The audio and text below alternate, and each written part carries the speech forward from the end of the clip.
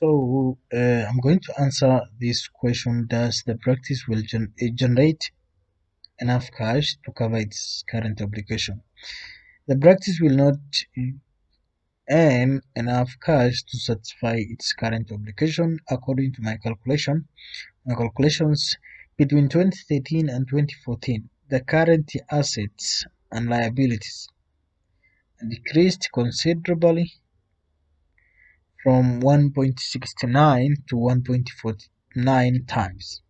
This indicates that there is a negative 27, which is indicating that the practice is unable to meet its current obligations since it's still in a negative uh, form.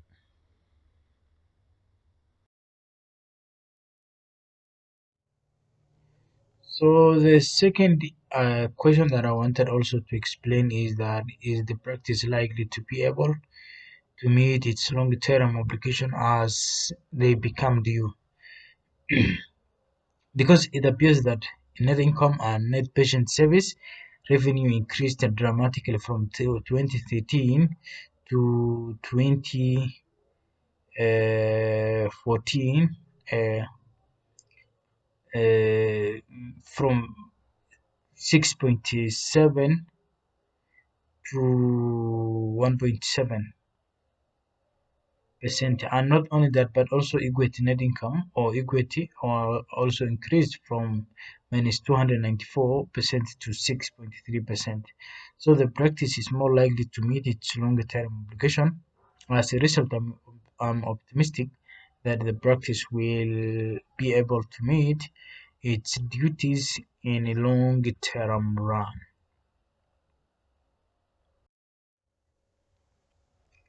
So the third question that I want to answer is that is the practice increasing its patient encounters and collecting its accounts receivable in timely manner? I would argue that the practice isn't it's not boosting its patients encounter because income has decreased as well, and it hasn't been collecting its accounts receivables effectively or in all timely manner. In addition to that, according to the average collection period ratio, it failed to collect its accounts during the 2013 to 2014 period since it did not adhere to its regular 60 days. This is according to College for America 2015. So now what is the practice? Is not net worth or equity, and is it improving? Is this practice improving its profitability on sustainable basis? So the practice equity is 8.173, and it appears to be increasing. In addition to its profitability is not improving. In addition to that, its profitability is not increasing on long-term basis.